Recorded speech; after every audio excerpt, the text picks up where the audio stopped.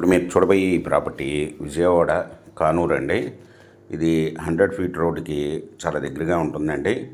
PVP Siddhartha కాలేజీకి ఆపోజిట్లో అండి.